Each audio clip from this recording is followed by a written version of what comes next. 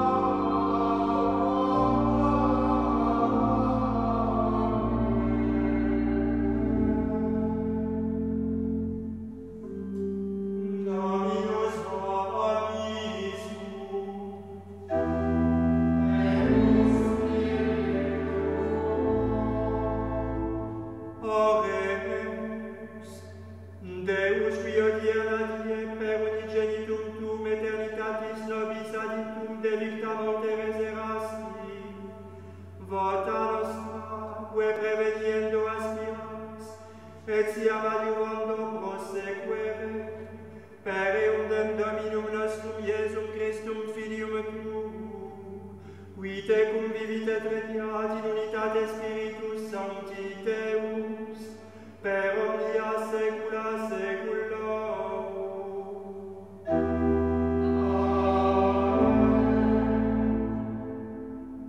Lectio Epistolae Beati Pauli Apostoli ad Corinthios. Fratres, expurgate vetus fermentum, ut sitis nova conspersium, sicut estis asibi. Et enim Pascha nostrum immolatus est Christus, itaque pulemur non in fermento vetere, neque in fermento malitiae et nequitie, sed in asimis sinceritatis et veritatis.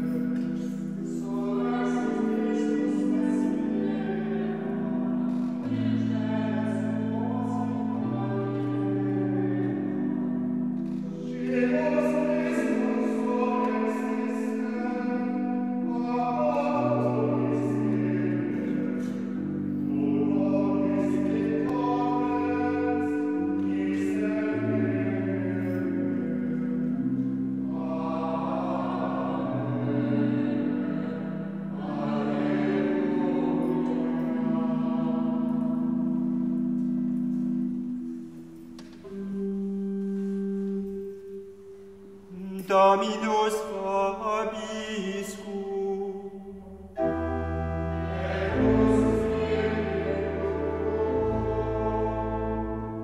Sequentia Sancti Evangelii secundum Marcum.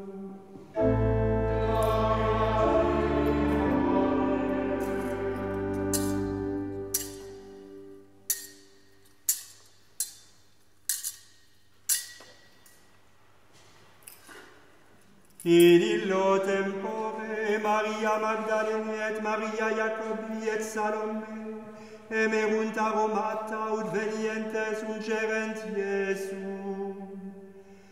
Et valdemane una sabbatorum veniunt ad monumentum ortoiam sole.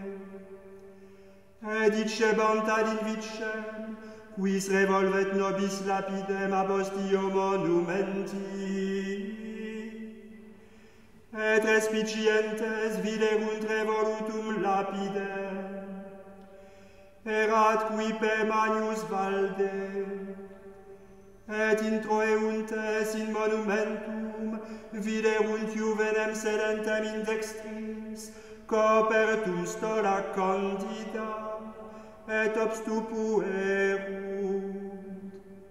Qui dicit illis nolite expavescere, Iesum, queritis Nazarenum crucifixum, surrexit non estic, et celocus ubi posuerunt erum. Sed ite dicite discipulis eius et Petrum, quia precedit vos in Galileam, ibi eum videbitis sicut dixit vobis.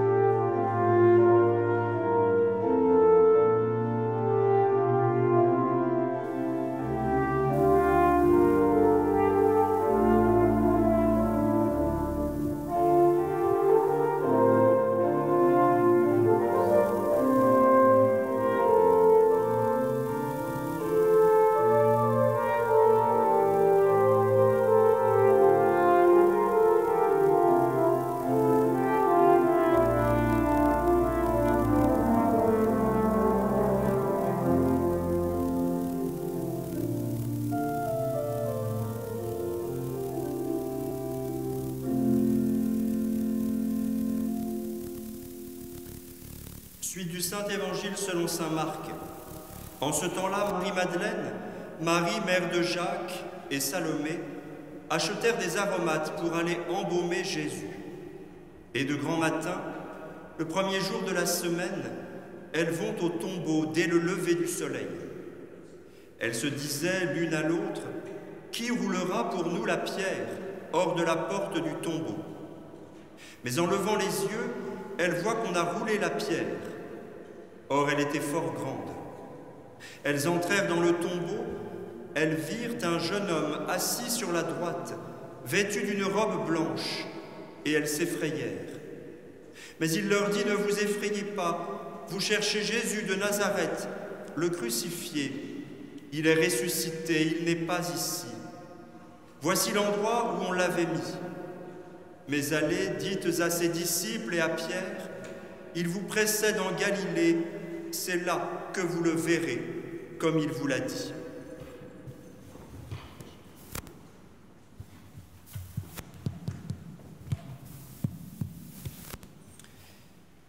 Cette messe est célébrée à l'intention des fidèles de nos communautés de Fribourg, Bulle et Neuchâtel, que nous assurons de nos prières, et de tous les fidèles qui suivent nos offices par Internet. En ce dimanche de la résurrection, je tiens tout d'abord à vous souhaiter à tous, malgré les circonstances difficiles, une très joyeuse et sainte fête de Pâques. Je remercie toutes les personnes qui ont œuvré pour la préparation des cérémonies de cette Semaine Sainte dans des conditions bien particulières, les servants, les chanteurs, fleuristes, à tous un très grand merci. Au nom du Père et du Fils et du Saint-Esprit, ainsi soit-il. Mes bien chers frères, saint Marc, dans l'évangile que nous venons d'entendre, met en scène, au matin de Pâques, 3 saintes femmes qui se rendent au tombeau. Marie-Madeleine, qui est nommée la première, comme si elle avait pris la tête de ce petit groupe courageux, Marie, mère de Jacques, et enfin Salomé. Mais saint Jean, quant à lui, ne rapporte pas les choses exactement de la même manière. Dans son évangile, il ne parle que de Marie-Madeleine. Le premier jour de la semaine, écrit-il, Marie-Madeleine vient de bonne heure au tombeau, comme il faisait encore sombre, et elle aperçoit la pierre enlevée du tombeau. Elle court alors et vient trouver Simon-Pierre ainsi que Jean. Les 2 disciples vont ensuite constater par eux-mêmes que le tombeau est vide. Puis, Marie-Madeleine retourne seule près du tombeau et elle voit Jésus qui se tient là, mais elle ne savait pas que c'était Jésus, précise saint Jean. Jésus lui dit « Femme, pourquoi pleures-tu? Que cherches-tu » Alors, le prenant pour le jardinier, Marie-Madeleine lui dit « Si c'est toi qui l'as emporté, dis-moi où tu l'as mis, et j'irai le prendre. »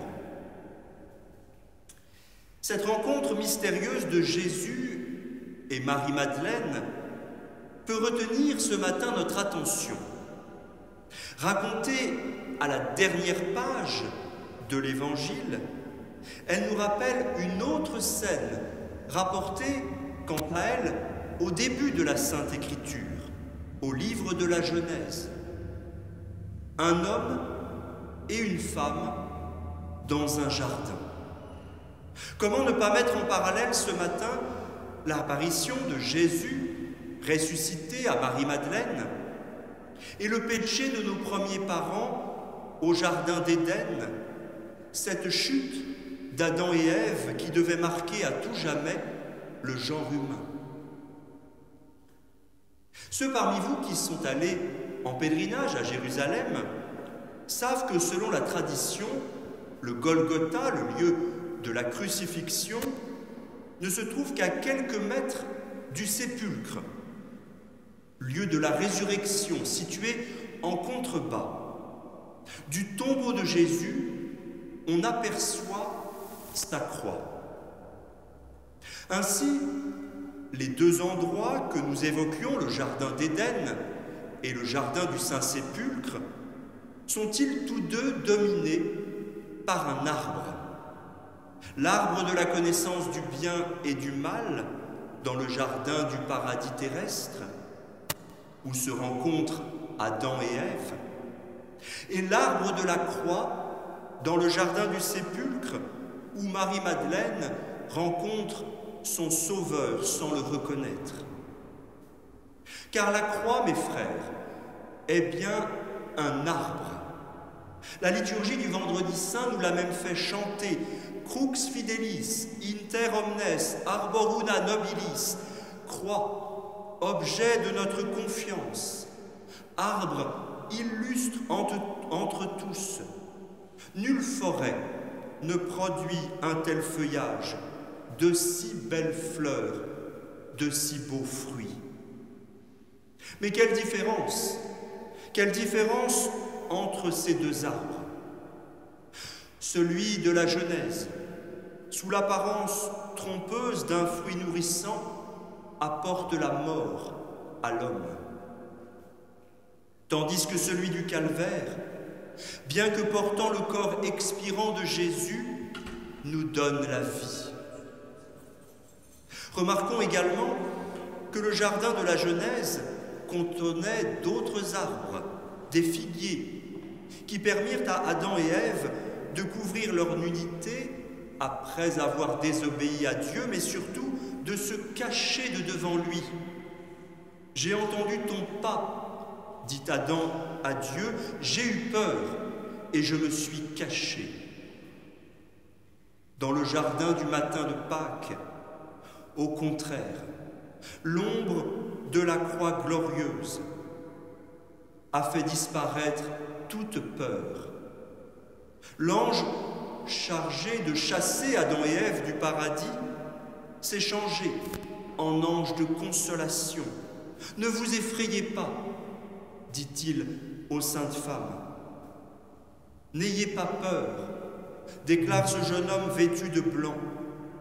Si la mort était entrée dans le monde par la désobéissance d'un seul homme, Adam, la vie vous est rendue par la soumission d'un seul, notre Seigneur Jésus-Christ, nouvel Adam, qui s'est fait obéissant jusqu'à la mort et la mort de la croix. Dans le jardin du sépulcre, l'homme peut à nouveau rencontrer Dieu à la brise du jour, de grand matin, aux premières lueurs de l'aube d'un jour nouveau. Il n'a plus rien à craindre. Dieu s'est changé en jardinier. Et voilà bien encore une chose admirable. Comment Marie-Madeleine a-t-elle pu confondre son Seigneur, son Maître, comme elle l'appellera dans un instant, avec le jardinier en charge de l'entretien du cimetière? Là encore, relisons la Genèse. Avant de chasser Adam du paradis, Dieu lui dit « Parce que tu as mangé de l'arbre dont je t'avais interdit de manger, maudit soit le sol à cause de toi. À force de peine, tu en tireras subsistance tous les jours de ta vie. La terre produira pour toi épines et chardons, et tu mangeras l'herbe des champs. À la sueur de ton visage, tu mangeras ton pain, jusqu'à ce que tu retournes dans la terre, parce que c'est d'elle que tu as été pris, car tu es poussière, et tu retourneras en poussière. » La malédiction prononcée par Dieu contre Adam évoque donc la difficulté à cultiver la terre, la pénibilité du travail. Jésus, le divin jardinier, prenant notre nature humaine, a accepté ce labeur. Il s'est chargé de cette malédiction. Il a connu la fatigue. Il a retourné le champ, semé dans une terre dure et souvent ingrate. Il a vu l'ivraie pousser au milieu du bon grain. Il a souffert de voir sa parole sécher lorsqu'elle tombait dans des cœurs arides ou sans racines. Dieu avait dit à Adam qu'en mourant, il retournerait dans la terre dont il avait été sorti. Au matin de Pâques, Jésus sort littéralement de terre. Il sort victorieux de ce tombeau creusé dans la roche. Comment ne pas se souvenir alors de ses propres mots rapportés par saint Jean? Si le grain de blé tombé en terre ne meurt pas, il demeure seul. Mais s'il meurt, il porte beaucoup de fruits. Jésus ne s'est donc pas contenté d'être jardinier, semeur ou moissonneur.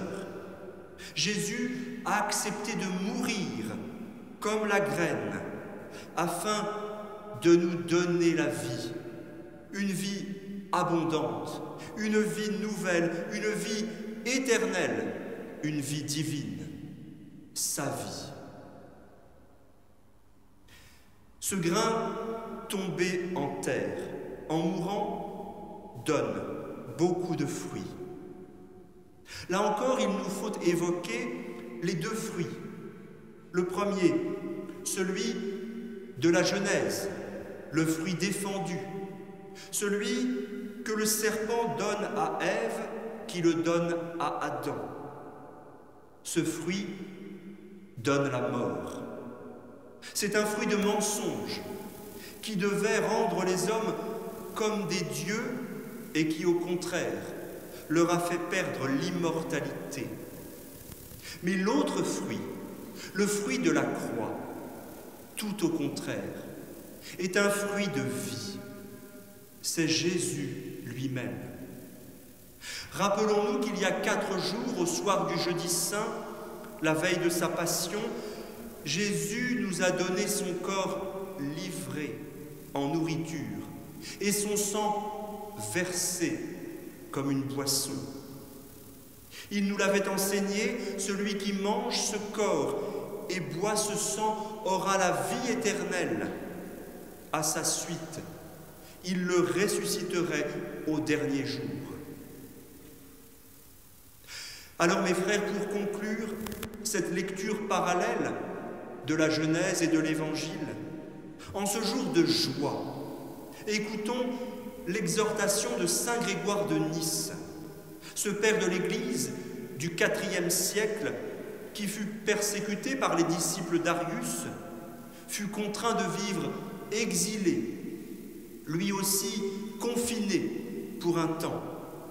« Nous étions fils d'hommes », s'écriait-il. « Nous étions fils d'hommes, maintenant nous sommes nés enfants de Dieu. Nous avions été chassés des cieux vers la terre. Maintenant, celui qui règne dans les cieux fait de nous aussi des êtres célestes. À cause du péché, la mort régnait.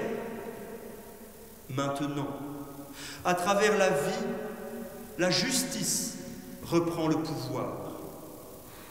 Un seul avait ouvert les portes de la mort. Maintenant aussi, par un seul, celle-ci laisse place à la vie. Nous avions perdu la vie à cause de la mort. Maintenant, la vie a aboli la mort. La honte nous avait poussés à nous cacher sous le figuier. Maintenant, la gloire nous permet de nous approcher de l'arbre de vie. Nous avions été chassés du paradis pour avoir désobéi. Maintenant, notre foi nous place à l'intérieur de ce paradis. De nouveau, le fruit de la vie est là, pour nous. C'est notre bonheur, à notre portée. De nouveau, la source du paradis qui se divise en 4, selon les fleuves des évangiles, abreuve toute l'Église.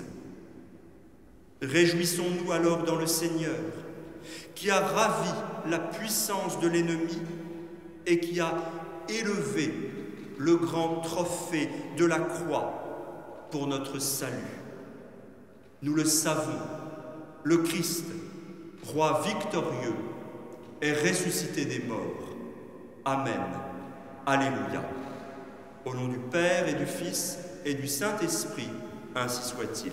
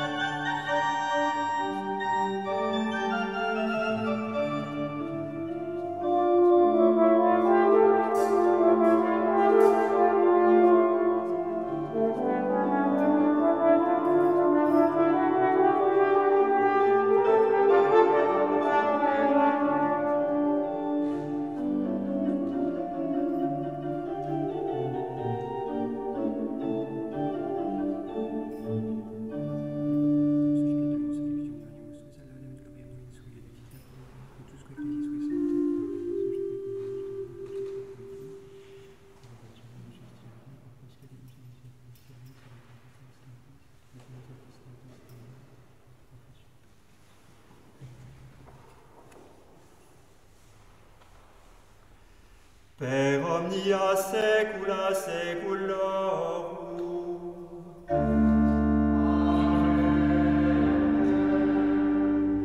Dominus vobiscum.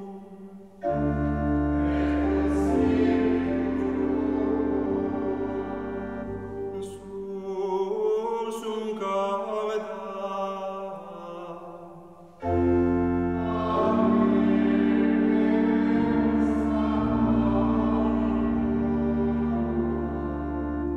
Gratias agramus Domino Deo nostro.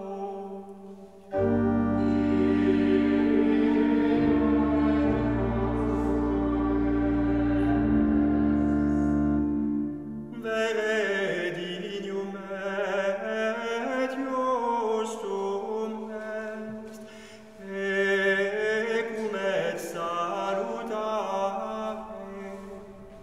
te quidem Domine omni tempore, sed in ac potissimum die gloriosius predicare, cum Pascha nostrum immolatus est Christus. Ipse nim verus est agnus, qui abstulit peccata mundi, qui mortem nostra moriendo destruxit, et vitam resurgendo reparavit. Et idem, cum angelis et archangelis, cum tronis et dominationibus, cumque omni militia celestis exercitus, hymnum gloriae Tuae canimus, sine fine dicentes.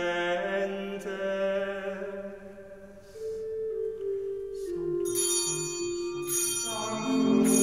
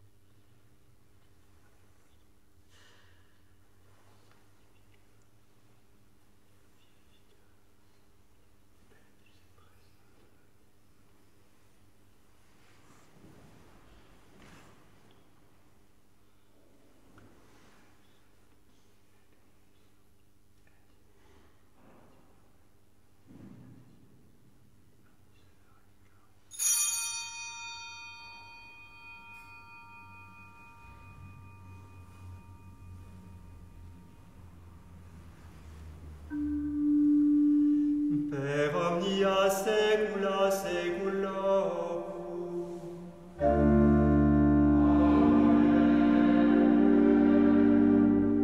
Oremus preceptis salutaribus moliti, et divina institutione formati, audemus dicere, Pater noster qui es in celis, sanctificetur nomen tuum, adveniat regnum tuum, fiat voluntas tua, sicut in cielo et in terra.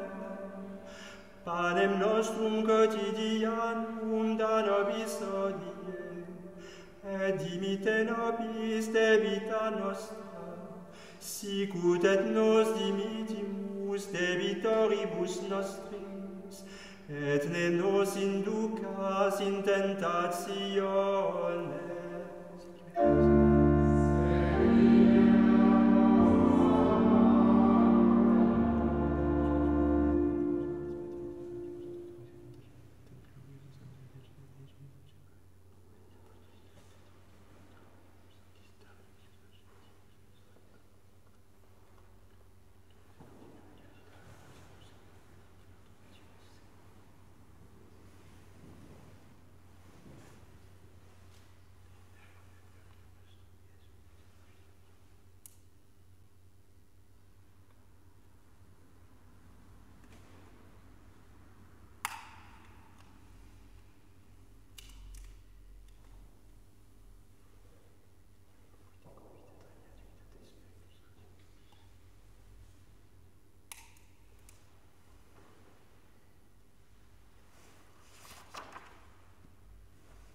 Per omnia saecula saeculorum.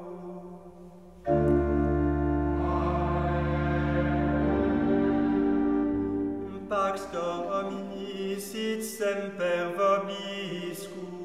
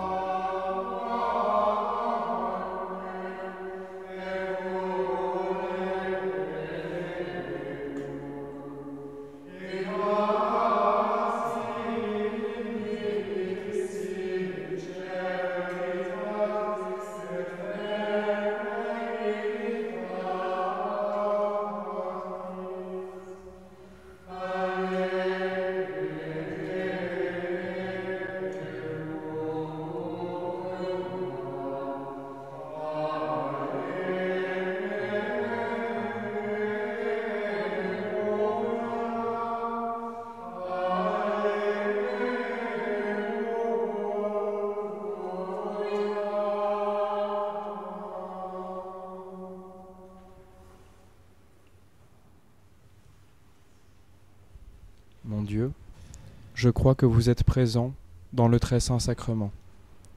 Je vous aime par-dessus toute chose, et mon âme soupire après vous. Puisque je ne puis maintenant vous recevoir dans le saint sacrement, venez au moins d'une manière spirituelle dans mon cœur. Je vous embrasse comme si vous étiez en moi, et je m'unis entièrement à vous. Oh, ne permettez pas que j'aie jamais le malheur de me séparer de vous. Ô Jésus, mon souverain bien et mon doux amour, blessez et enflammez mon cœur, afin qu'il brûle toujours de votre amour.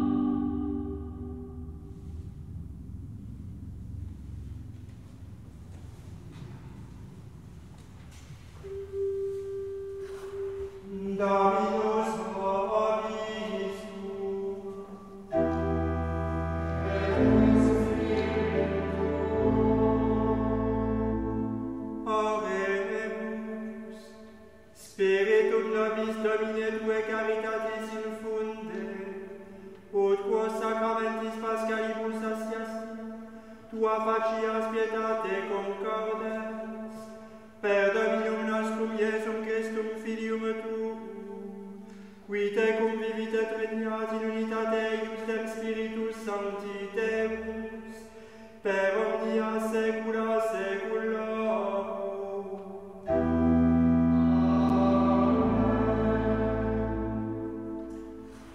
Dominus vobiscum.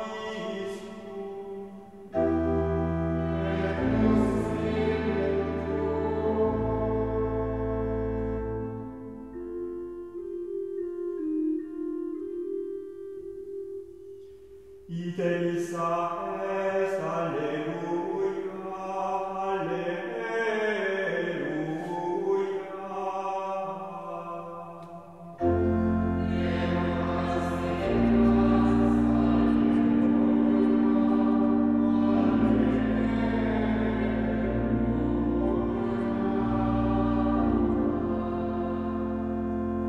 Benedicat vos omnipotens Deus, Pater et Filius et Spiritus Sanctus.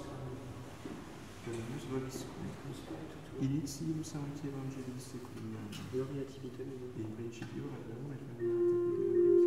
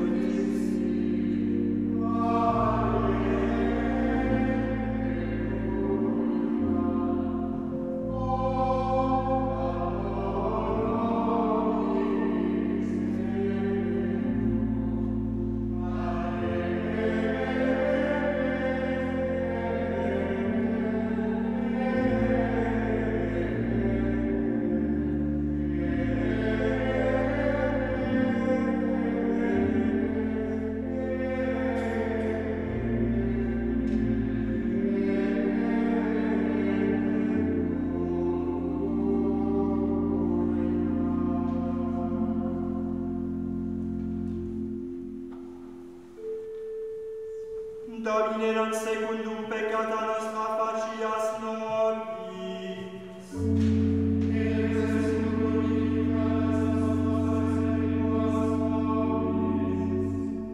Adjuva nos Deus salutaris nostrae.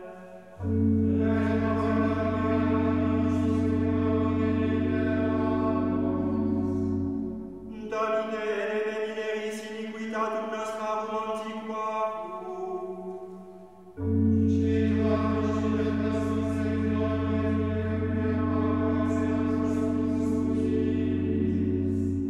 Ora pro nobis Sancte Sebastiane.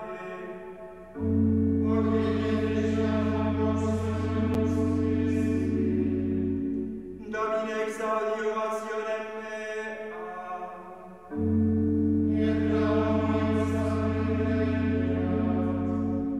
Dominus vobiscum.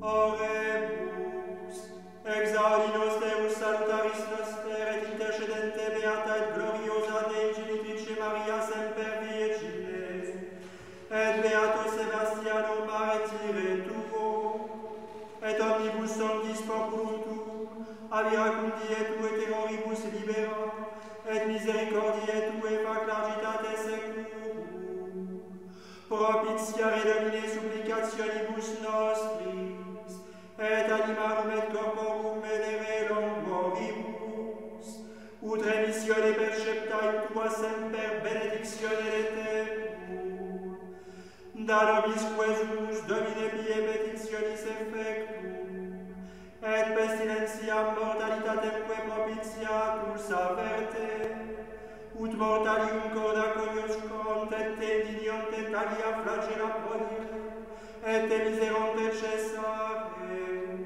per Dominum nostrum Iesum Christum Filium tuum, qui te convivit et regnat in unitate Spiritus Sancti Deus, per omnia saecula saeculorum.